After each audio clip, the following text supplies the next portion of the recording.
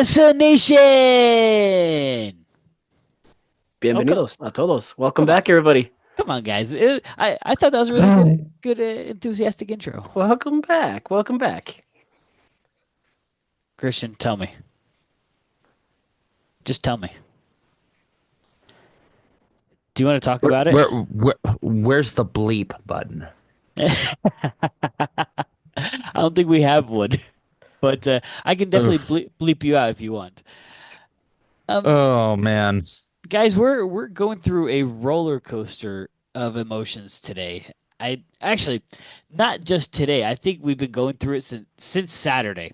Since Saturday, about the what minute? 56th minute? No, somewhere around there. hmm But guys, this is going to be an episode full of your opinions, my opinions. I hope we can echo all the fans' opinions. If not, take a listen to our opinions because they might run contrary to whatever you guys are thinking. Which I hope. That should make it more entertaining, right? Definitely, definitely. All right. Because, guys, we're going to do this. We have to talk about the game. We have to talk about the game. After the game, because there's some things we have to touch on the game. We're gonna get into the saga that was today. Today was just absolutely. Where's that beat button that you were talking about? today was an a- Today was an absolute show. Okay, um, we'll get into all that, and then we'll probably wrap things up with a preview of uh, RSL going to San Diego. And maybe not just RSL, but maybe one of the RSL bros going to San Diego. What? Say what? Say what? So let's go ahead and just dive right into this. Marcos, let's give you the first shot at your first thoughts on the Toronto game. Yeah, so same lineup as usual, but we had somebody making their first start ever for RSL, Jesus. And I've said it the past couple of games. I'm like, Jesus needs to get a start. I'm not saying that he's better or worse than Peel, but experience is needed for young blood coming for his first year. And he wasn't good. He wasn't great. He was pretty average for what he showed. And RSL, plenty of chances, plethora of chances. But what we've heard this so many times from RSL, chances, but we can never finish them. And it was frustrating. So frustrating to the fact that you look in the first half, 9 shots compared to their measly 1 shot in that first half. So very, very much controlling with the possession and the shots. Yeah, that was a. This game was just full of everything. Christian, give me your thoughts. There I are know, children listening.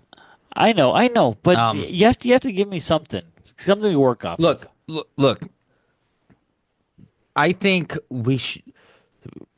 Obviously, we're gonna get to talking about the Luna red card, the horrible mismanagement by Sergey, and we should probably talk about that wonderful rant by Catranes. But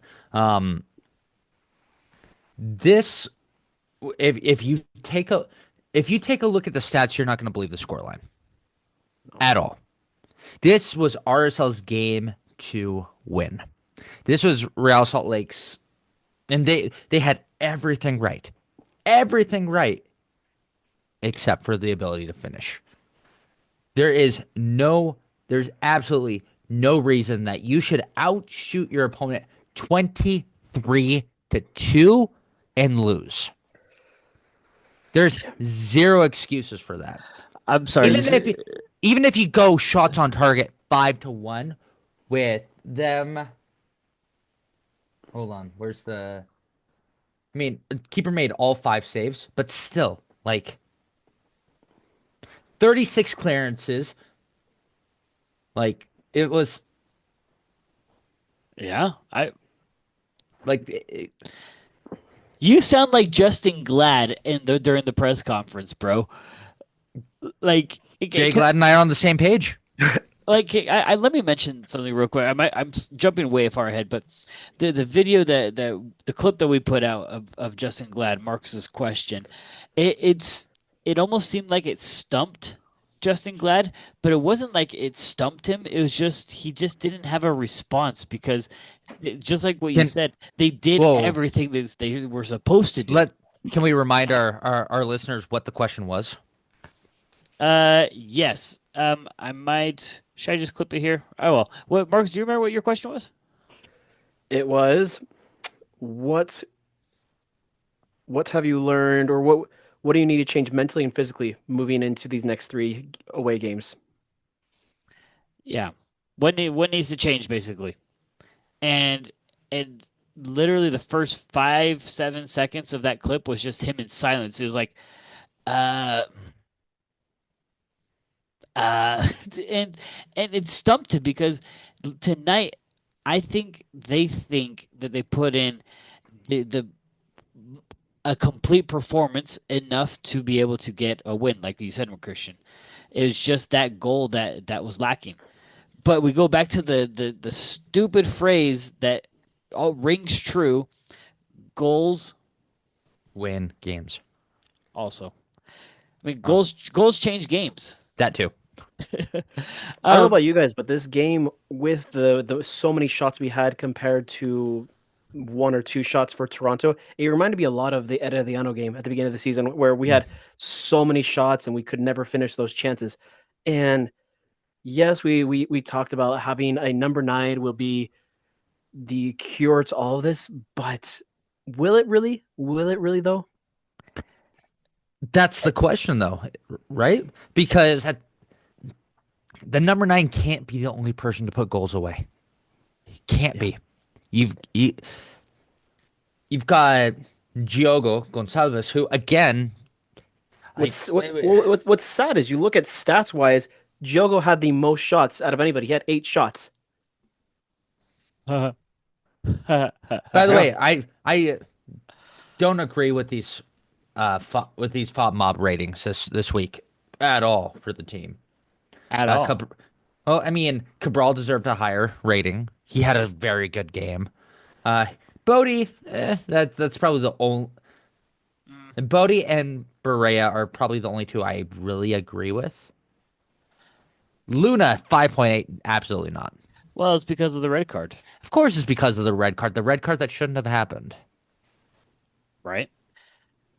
Um, I guess going back to that number nine conversation, before we get into transfer talks, do you think we might be as fans and maybe as an organization, are we looking at this wrong? Are we looking at it wrong? Like, should we be looking for a number nine, or should we be actually looking for difference makers? And yes, they can be one and the same, but I think because of everyone's hyper focus on number nine, is that what we're really looking for, or is it really a playmaker that we're looking for, You you know or not a playmaker? Sorry, a difference maker. honestly, I would want RSL to sign somebody with experience. Obviously somebody who's going to be a starter, but somebody who can bring that experience role to these young players like Luna, to Hidalgo, to Anelli. But what do you mean experience? What kind of experience are you talking about? You could because we could bring Kai Kamara. Yeah, like We could bring Kai Kamara, and we're not going to be competitive with Kai Kamara on our team. no, no, no. I guess what I mean by experience is somebody who is a obviously experienced over the years and has plenty of starts, plenty of goals, and then can contribute that to our squad. Yeah, I think I'm over the experience thing. I think that's why I'm so into like digging into let's start the youth. Let's start putting in new faces because right now it almost seems like the ones that quote unquote have the experience, for instance, Jogo, aren't stepping up for the team and when we need them to. I would not miss Diogo if we traded him this summer. I don't think a lot of people will. I think, in fact, we've been saying this for most of the season so far. We think there would be more production out of his backups than him at this point. And I want to get to that point really quick. We see in the second half, we saw our four subs. We saw Peel, Junqua, Gozo, Wolf. I was fine with some of those, but Wolf Mm. made no sense. Lachlan, I was telling Christian when we were up there, Lachlan needs to come in a game like this. He brings that energy, the willingness to shoot 20, 25 yards out, doesn't even care. Wolf just seems very, very timid. I was actually impressed by Gozo, who again, criminally underrated on the FOP mob um, ratings. He got a 6. Like, piss off, FOP mob. Um, I was impressed by his energy and his ability to pierce the defense. He was a little bit all over the place, though. Couldn't really quite settle into a spot or a role on the field. It was a little bit chaotic, but I loved what he brought. There were moments where I was like, oh, what is this? Oh, but he was honestly, he's the only person on the field, except for maybe Marchuk, that I could say, okay, yeah, inexperience is showing here. Yeah, Because like Jesus Barea, I'm not going to say it's a lack. I'm not going to say it's lack of experience. For on his case, it was lack of composure and lack of skill in front of the goal. yeah. I'm not gonna lie. I think everyone overrated Berea. Personal opinion. I really think that he's overrated. He's not as good of a striker as we think he is. He's a hustler. I think he's the He could become striker. a good striker. Right. He's the striker version of Lachlan. Lachlan's a hustler and he'll do what it takes. But Hmm. but when you have a guy like Berea as the nine, we don't need a hustler. We need someone that can put away shots, put his foot in the right place, um, swing at the ball correctly. I mean, to Marcus's point, yeah, we need experience. We need someone who's a proven striker. But then it goes back to my point of: do we really need a striker, or do we need someone that can is a difference maker that can make everyone else score goals? We need a bit of both. We we I know we need everything, but right we now, need everything, right? I mean, still, right now we need someone who's both because Yeah. obviously nobody else is stepping up to do it. No, no. yeah, this is a rough go. So, do you think it was a good idea to start Berea over Peel? I think it would have been the same result regardless. Absolutely, absolutely. So get his feet wet, let him try it out, and if it doesn't work, then go back to what we had before. So I want to ask you guys' opinion really quick. We obviously Bodie started, and we see Bodie come off in the 76 for Sam. We've had this conversation, Junqua, Catranes, which is better, but we see Junqua playing on that right back, which is a different thing. What do you guys think of that? Did he end up staying at the right back? I think I totally lost like focus because where I was sitting, I started yelling at the Toronto bench the rest of the time, so I kind of lost track of the game. Um, The but formation went wonky. It did. yeah, It did. it, 'cause I can't remember. I think he did stay on the right back, and he didn't do a bad job at all. Which begs the question: do we maybe see both Catranis and Junqua on the field at the same time starting? That's one to think about in the future. That one I would not be opposed to at all. They bring a balance of both. So, and I don't want to say it was all Bodie's fault on that goal, but What do you? I mean, how's it not all his fault, bro? He's the one it, that well, trapped it, slipped, and yes, but just bad communication. Glad should have been there to help him out to be aware, but but you can't fix it with communication. He slipped. The guy slipped. What do you expect him to do? When when you listen to the Hablo con Pablo, um, Pablo's face is like, ah, damn it. But basically, you can't do anything about it. It's a slip, and it's a mistake, and it's a costly mistake because literally that was one of their only two chances the yeah, whole game. and that was his first goal ever in Major League Soccer too. Also, by the way, if you're close to the field, that guy was like tall and muscular. It was like it freaked me out. 6 foot three, 6 foot Oh, three. that is a big Yeah, dude. that's what I'm saying. He's big and muscular. I was like, oh flip, no wonder Bodie is like getting beat on that wing. But beside the point, um, let's talk about this red card though. Let's dig into this. Obviously rescinded at this point. Correct, The correct. um I want to backtrack just a little bit more to last episode. For those of you that listened to the last episode and listened to our preview, I did say that this referee was going to give us problems. I know. It's like I read the future.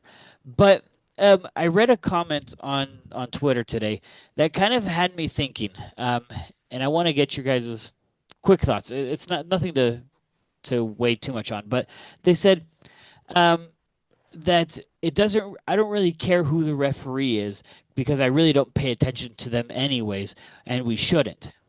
And it got me thinking.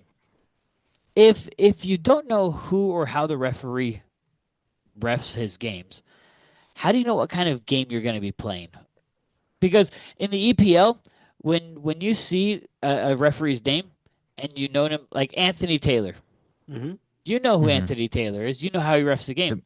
Yep. Why do we know Anthony Taylor? Because he's refed big games. He's been part of obviously controversial stuff, but he's an Hmm. overall good referee. Yeah.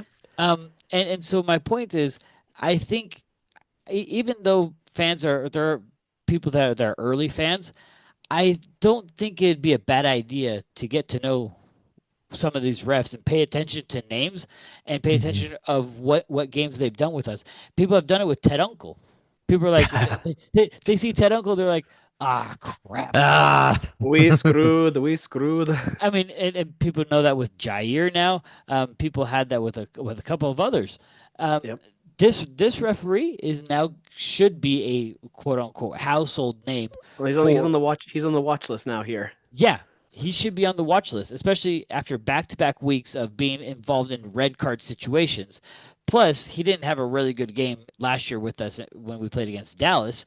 No, Um, so, anyways, going back to this red card situation, this affected the game. it did. 100%. Referee decisions affect the game, and there's a huge uproar of why doesn't this referee get suspended? Honestly, that is a valid criticism in this case. So as as a non, I'm the only non-ref here. I'm more of the player rather than the ref amongst the three RSL bros. Right. But we've brought up valid points in this podcast before where we should, take a step back, let the ref do their thing. We don't see what they see. We don't see the nuances they do. And that is very true for most refs. Right. However, they need to be criticized as well because the management of this game overall was completely unacceptable. Oh yeah. Completely unacceptable. If we want to be taken seriously as a league, if pro referee, that's the organization, right? Pro. Yeah. Yeah, Pro. Yeah, if pro wants to be taken seriously as an organization, stuff like this cannot happen. Or What if it what does happen, consequences need to happen to that referee. what frustrates me is you look at the MLS assignments for this weekend, and I saw his name. His name popped up, so it just seems like pro. They don't care as much. Like yes, they probably had a talking to him, but I feel like to Christian's point, maybe at least suspend him for one game, and then from there. But I don't know to not do anything about that moving forward. It's kind of frustrating for us as fans. Well, now I'm not defending this referee at all. I absolutely thought his performance was atrocious. But what is the difference between him making this game it's a game deciding mistake compared to a player making a game deciding mistake and ruining the game for his teammates and not getting benched, not getting disciplined by the head coach. We don't we I mean Mm. Bodie, are we going to call for him being benched because of his slip, because of his mistake? That cost us the game. He made one mistake. Sergey I'll made many. I'll give you another one.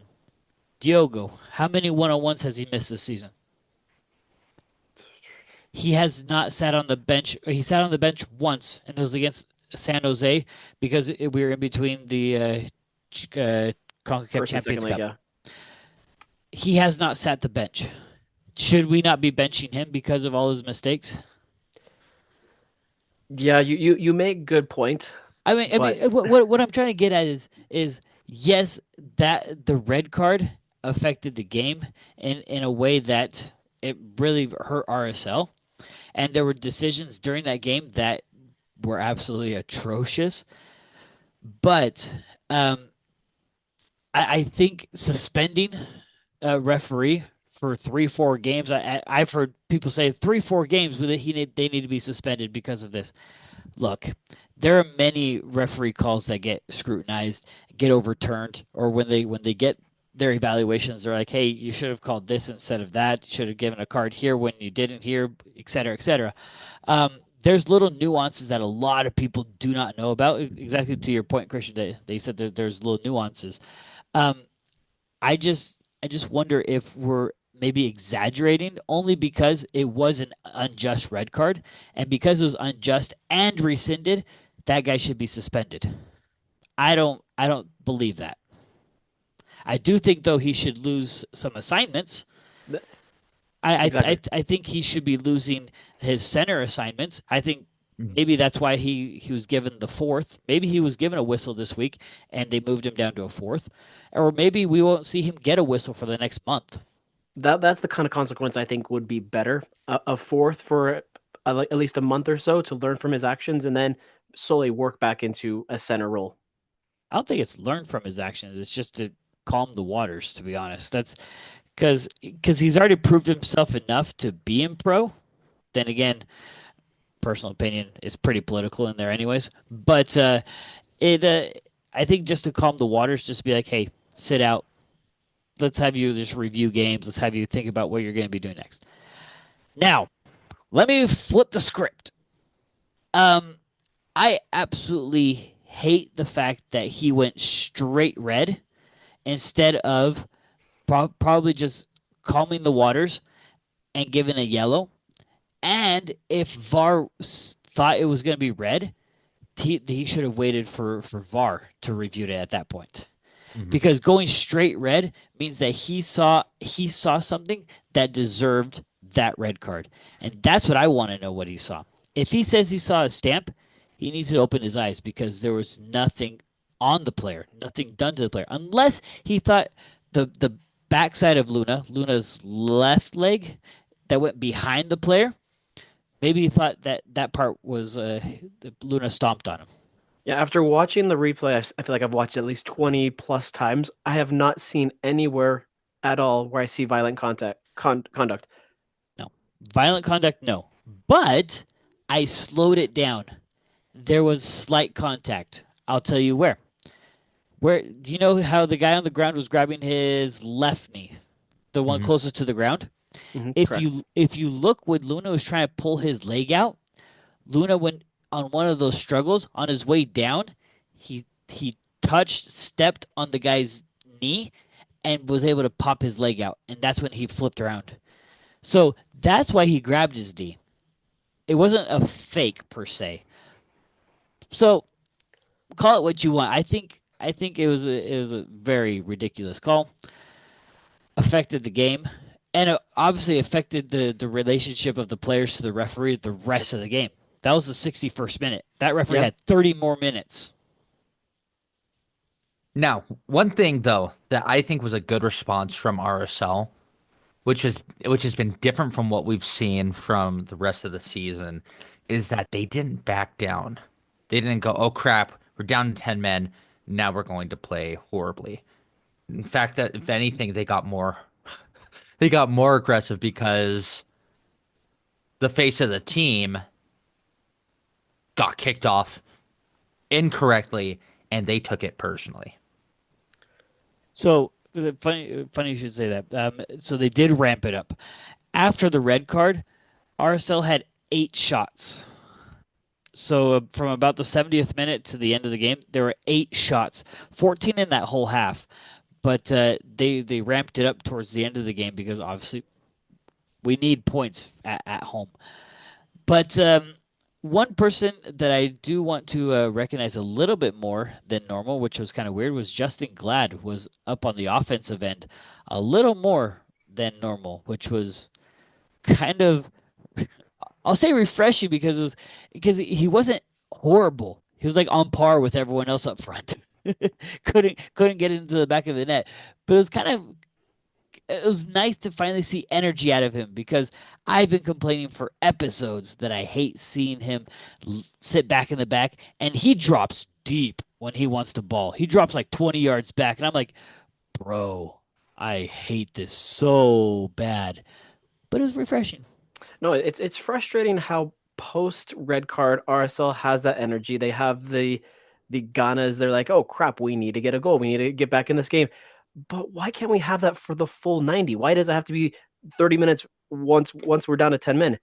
It's like, come on, guys, we need this the entire 90. What game did Pablo say that kind of quote where if they played like the second half? Oh, it was the game that Peel got the red card. Correct, He correct. he's The he's Dallas game. Yeah, he said if we would have played in that way the second half that we did the first half, it would have been a totally different ball game. And that seems to be another theme. So if RSL doesn't play well the first 20 minutes, they play well in the second half. So that means the first half is just blah. I don't know. I don't even want to get into the conversation of is this a coach thing or a player thing because really at this point it's a it's a whatever thing. No, last thing before we wrap up, I was just gonna go to Christian about what did Alex say in post game? Yes, please. Oh my gosh, that rant. It was so first thing you should know, if you didn't watch the post game interview, you should go watch it. Um because we're sitting there waiting and Alex comes in and sits down and one of our colleagues, Caleb, goes, "So, oh, we get you tonight." And Alex deadpan just looks at him and goes, "I asked to be here." And the air of the room changed. It was so thick with tension, you could have cut it with a knife. And Alex was not afraid to make the criticisms that we've made tonight about the referee. He said one of the best quotes that he gave about a referee. I tweeted it out on the RSL Bros Twitter, and he said a good referee is a referee that you don't know their name by the end of the game. It's facts. Facts. So true. And Yeah, it's true because when you don't have the referee affecting the game, you forget that he's there and you play. So and and but the thing is as well, something that was very mature of him that I really appreciated, he didn't throw all the blame on the ref. Because he also talked about how the team was there too. The team could have and should have taken advantage of any and every opportunity that they had had that night, and they didn't, and it wasn't enough. I think this has been boiling up with him for a while, and he just needed to let it out at risk of getting fined. Which, as of right now, I don't think he's been fined Nope. because I think Pro heard the they probably watched that post game to see if they were going to need to fine him and saw that he criticized the referees in an appropriate way, but also criticized the team as well and their performance in an appropriate way. And let me tell you, I would run through a brick wall for Alex Katranis. If he were to play for the Greek national team, I would buy a Greek national team jersey with his name and number on it. oh yeah, We are so lucky to have a player that cares as much as him. Yeah, yeah, we need more of that character, the desire to win on the pitch from everybody, not just from Vera, not just from Alex. We need it from all 11. yeah. If we had a couple more of those kind of guys on the field, I'm telling you, this team would be night and day difference. Definitely. Yeah. All right. Thanks for that vent session. That was nice. I think I got a Good majority therapy. off. Yeah, I got the majority off my chest, so I think we're good there. Let's move on because we still have more on our chest to just unload. Um, today, in fact, in 1 hour, the transfer window is officially closed, and or is it is Tom, it or Tom, is we're it right waiting. now? Tom, we're waiting. I th- No, 1 hour and 2 minutes it closes. all right, so um, as of right now, as we are speaking, because I know you guys are checking Twitter at the same time as I am, refreshing like crazy. Um, we only have right now confirmed Willie Agada. I gotta correct. I got All it. right, Hmm. good. Willie Agada from Kansas City. He is a striker forward, but one that people aren't too keen about.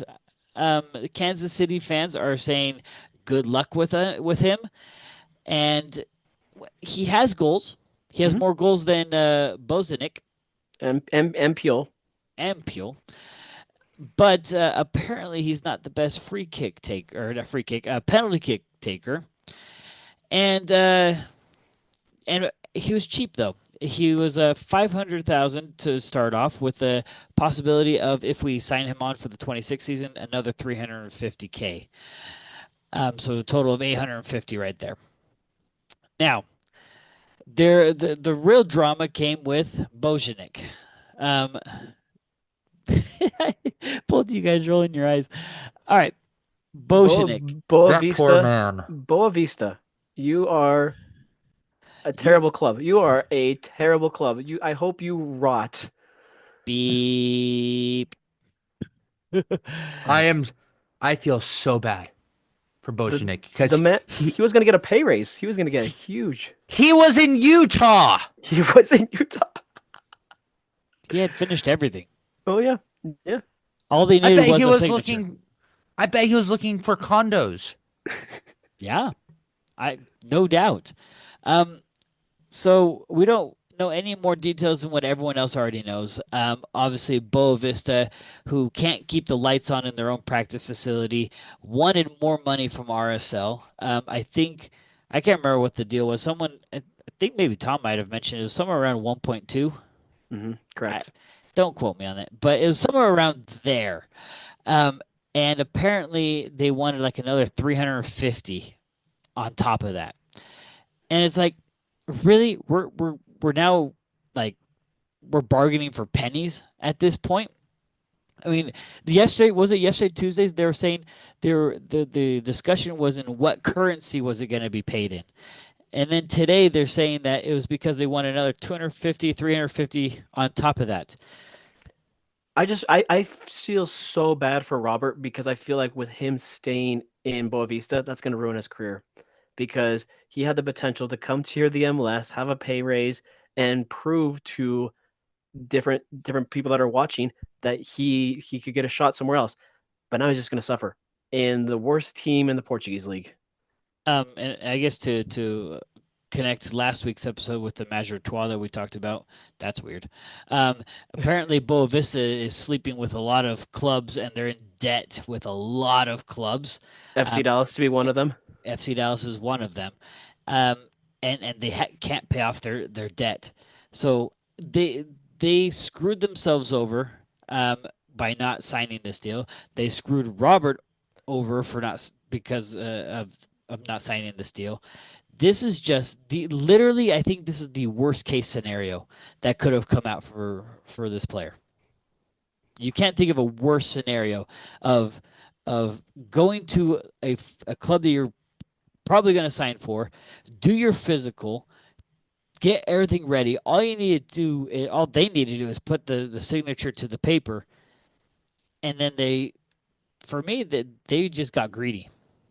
They wanted to see how much more they can get for him, which in all reality, Bojanic isn't worth that much. They're just looking to offload because obviously they have to pay their debts. I don't know, guys. This is I don't know what else to say more about the situation, but it's horrible. Um, but there obviously are other players that RSL was looking at. One of which is Johnny Russell. a longtime enemy of RSL. That's like that was like I'll compare it to this. When Pablo Mastroeni got onto the RSL's coaching staff, that's what this feels Yep. like. Accurate. That's true, 100%, because we did not like him at the time. The mustachioed Pablo. Yeah, No, the, exactly. so Johnny Mustachioed Pablo was a different dude. facts. Facts. No, Johnny Russell, from rumors has it he arrived to Utah yesterday or the day before, been touring the RSL facilities, getting familiar with all that. So obviously nothing has been made official, but it looks like that's where things are leaning towards. Johnny Russell, 35 years old. Um, great goal scorer. He was with Kansas City since 2018. I like slash don't like this move, obviously because of age, but he brings experience. But he's going to be one of those players. He's just going to be on the bench. He's not going to be getting much playing time. But do we want him to get playing time? I don't want him getting a lot of playing time. In fact, if you look at the wing that he plays on, that's a good wing to sub for. Mm-hmm. Correct. You're looking at getting 15 minutes, 10 to 15 minutes per game, and having Johnny Russell the last 15 minutes of a game. I don't find it bad at all. No. I don't know about you guys. I mean, at this point, who's our best right wing replacement? Lachlan. Lachlan? Yeah. Now, compare it, Lachlan or Johnny. Team Johnny. Team Johnny. I hate to say it, but yeah. Because one of the reasons that RSL fans don't like Johnny Russell is that he's ruthless. And he plays mind games very, very well against his opponents, especially against RSL. And if we had that on our side working on our favor, because if you think about it, we don't have someone who screws with minds on RSL's squad right now. We don't. Someone who's like the bad guy, the enforcer. We don't really have one right now. I'd take it. That would actually be a very healthy addition to the squad. I mean, the last person that was a real enforcer and someone like Johnny Russell was Kyle Beckerman. But Correct. I mean, besides Catranis can do it right now, but I think he needs to have a little bit more veteran weight Mm-hmm. because Beckerman had veteran weight. A true enforcer has that weight. Right now, Catranis is just aggressive. You become an enforcer with experience. Yeah, I mean, and we can even say Brian Vera is also just aggressive. He's not an enforcer either. Tuck But shirt Vera though. yeah, Hmm. yes. I think Caleb or someone no who mentioned it. I can't remember who mentioned it. That tucked in Vera has improved a lot more than non-tucked in Vera. Just It's saying. true. It's been a difference maker. All right, and so speaking of difference makers, so Johnny Russell, if because obviously it's not official anything. There's probably a lot of paperwork or whatnot that's behind the scenes that's still going down. Yeah, someone asked a general question. What's taking so long? And Trey decided to chime in and said, "All right, look, here's the deal. There's a lot of paperwork that has to go to between the clubs, the coaches, players, agents, to the league, FIFA, etc. So there's a lot of paperwork that's going on. That's why it takes so long. In fact, he said that the Agata announcement was made an hour after all the paperwork was official. That's how long it took. Because so Agata must have meant that they've been working on his paperwork for the past couple of days. And speaking of Agata, rumor has it that he is available for Saturday's match against San Diego. Not rumor confirmed. I have now confirmed it. Yay! It is confirmed. I have the source said that It is they are not a practicing. rumor. They are So practicing tomorrow, and they yes, are going to be available for Saturday. Which means would Marcos. Are you gonna say hi to Willie for us? I will say hi to Willie for you guys. So with Willie being available and whatnot, obviously he's only had one practice under his belt. Do you have him at least come off the bench? Him be a super sub? Yes, a sub. Yes. I Look, at this You rate, want to start him? uh, You throw the man into the fire after one practice. Woo. look, at this rate, how RSL is going right now. I mean, what's the stat that we're at, Marcos? Saturday is our 10th game of the season. Is that right? Correct. Correct. What If happens our if we lose if if RSL does not win, that'll be our worst start in franchise history in 10 games. in the first 10 games? In the first 10 games, correct. How many points are we at? 9 points. 9 points. 9. That's it. According to Marcos, that's worse than the 2005 and the 2006 seasons. Those were both 11 points. So yes, we may feel like we're not as bad as the 2005 2006 team, but granted, we aren't talent wise, team wise, but points wise, this is going to be the worst start if we do not get a win this Saturday. And I'm honest, I'm not sure if we're going to get a win. So let's dive right into the San Diego game. Marcos. Yeah, so we look at San Diego, and they are coming off of back-to-back losses on the road. They lost 2 weeks ago on the road to Colorado, and then their game this past last week got a whomping, got their butts kicked 3-0 in Charlotte. And San Diego, they had all their starters. They had Chucky playing, they had Dreyer playing, like they had Patty McNair, they had McVeigh, Jasper. So they were just missing that connection, but they are undefeated. They have not lost at home this season. That's not good. No. Mm-mm. And on top of that, from what I hear, they have a lot of fans that show up at their stadium. Eek. 35,000. 35,000? Jeez. Jeez Louise. All right, we've already played them once so far. We invited them to come play us here. That didn't end up too well. Nope. Um, I'm trying to make my computer go faster. What 3-1, guys. Um, let's try to think back to that game. Mhm. No, you don't want to. Let's do it. I mean, I mean, why not? Um, this was a game where we thought because Chucky was out, and supposedly that should have been our game that we should have taken advantage. This was it's an expansion team. Heck, we even scored first. Peel got his first goal in that's that right. game, and we had supposed momentum until what? The 90th minute, that's what killed us in that game, just finishing closing out games.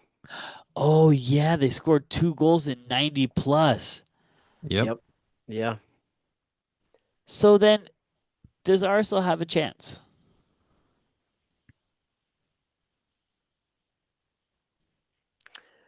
Playing in a hostile environment like San Diego on the road in that, and I don't know if you guys have seen that Snapdragon Stadium has a terrible field. That field is atrocious. So I don't know that that's not going to be an issue, but they are a good team coming off back-to-back losses, going back home. They have a lot to prove. So I guess what lineup changes with RSL would you want to see, if any, for this game? I mean, obviously we have to. Oh no, we don't have to replace Luna. That was dumb. Um, we don't have to replace Luna. So any lineup changes, Christian. The I mean, the only change, honestly, would probably just be Agata up top. And that's hoping that we want to start him because I don't know, I but mean that's really. I mean, we're looking at our depth and looking at the players that we have. I mean, a bunch of our bench guys played for the Monarchs tonight and did not play well. No. Um, and I guess that's worrying as well because if our bench guys are starting for the Monarchs and they can't make an impact with the Monarchs I think are on the lower half of the table. They are. They are. And yep. Guys, what is happening? falling Where apart. We're where are we we're in, here? we're in It, shambles. We're in shambles. we're not in shambles. It's not the end of the damn club. It's Throwing um ashes on our head right now. We're just it's uh, we're in a rut. I mean, but you know, gratefully a rut for Real Salt Lake is 11th in the West. I'm That's a hoping, rut for yeah, us. I'm hoping that if we do start Willie on Saturday, yes, barring it'll only be one practice under his belt, that will be that he'll have a lot to prove. That this is a new club, a new start for him, because the only reason that he did get traded from KC is because they brought in Jovic, and Jovic took Willie's starting spot. So, and was he we, starting? Willie was starting last season for KC. And Oh, and He scored 2 goals against RSL last season. yeah, he was their leading goal scorer last season. So there Correct. are some good things here with Willie, right? And we have to remember because we're acquiring him now doesn't mean he's been sitting idle all season. No, no. right. He is fit. He is ready to go. He's just been that super sub for KC. He's been coming on late 85th, 90th minute. So there hasn't been a lot of production for him to do. Yes, you see stats, 0 goals, 0 assists, but it's kind of hard when you're only coming in very end of the game. Play for 5 minutes. Yeah, I Yeah. can see that. I want to go a little bit back to some lineup changes. What do you guys think of taking Bodie out and maybe putting in Sam? Would not be opposed. I That one doesn't hurt to try because at worst we lose. I think that is the worst outcome that can happen. and I guess speaking of right backs, Christian, I ran into Javane in the elevator last game. He Hmm. did say about 6-ish months, and he was upset. He wanted to Oh be my out. gosh. He wanted to be out on the pitch so bad in that Toronto game, so bad. Seeing the team struggle, he's hungry because that was his first injury ever in his career. So, update for you guys: 6 months for Javane. Much love for Javane, and he was very, very cordial with us. I ran into Kobe Henry again. I keep running into him before games as he heads to his suite and just chatted with him for a moment, see how he felt. And he said, doing better, getting closer, not there yet. I mean, and Javane is pretty young. He's only 26 years old. So if we can get him healthy and game ready by end of the season, hopefully by that time we have a little bit more success. Who knows? Maybe a good playoff run. Maybe we might repeat of 2009, enter in as the eighth place of the East and go on to win the cup.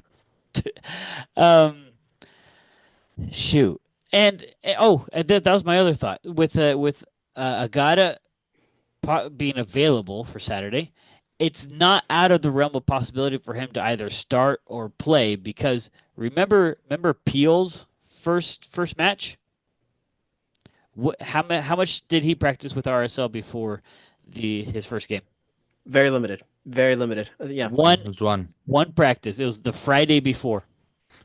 So it's not out of the realm of possibility for Pablo to go ahead and slip him into to the starting lineup. So we're not saying it's I mean, we're not saying it's going to happen, but it's not out of the realm of possibilities. And in fact, it could be the best outcome for RSL at this point.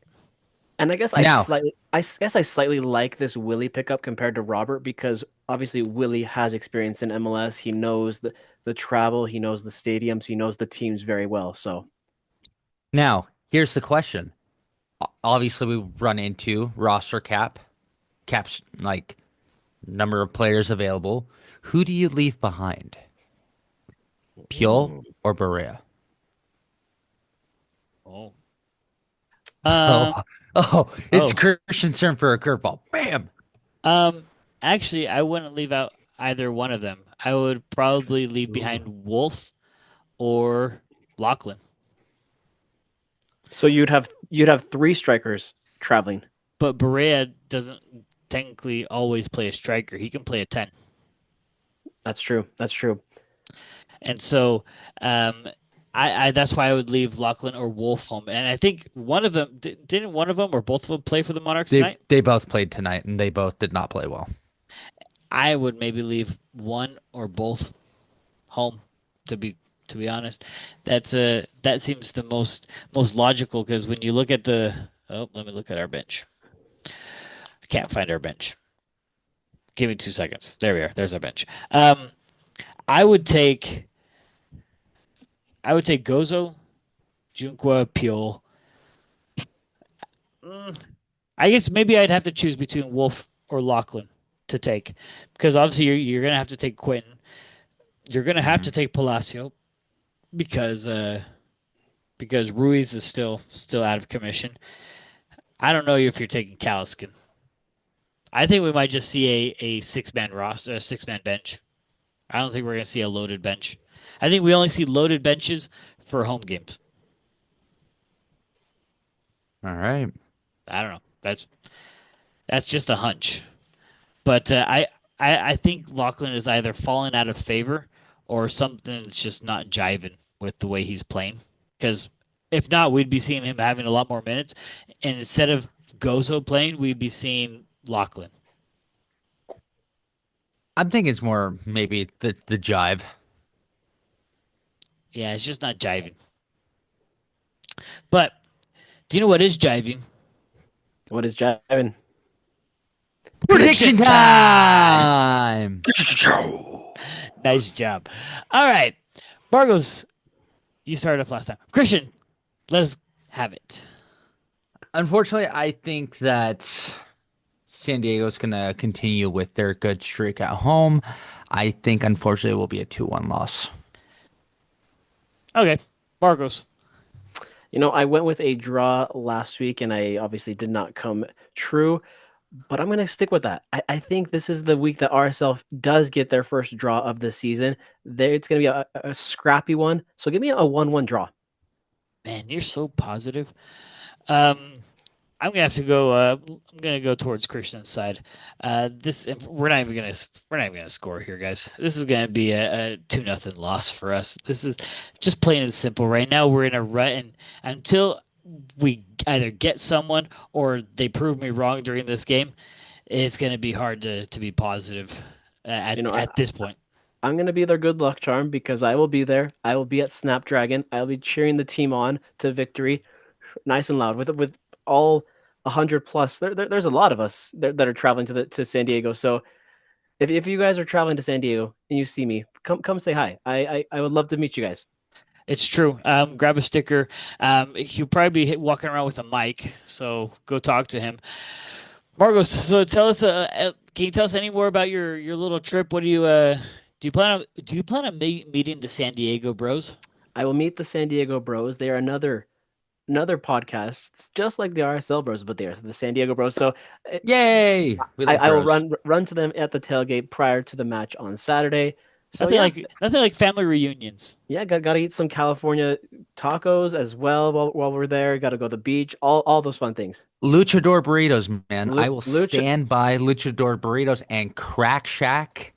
Come on. Luchador burritos, Crack Shack, Los Dos. So I don't know what you guys are talking about, but sounds great. I love that for you. Crack, yeah, Crack Shack's a chicken shop. Everything's legal.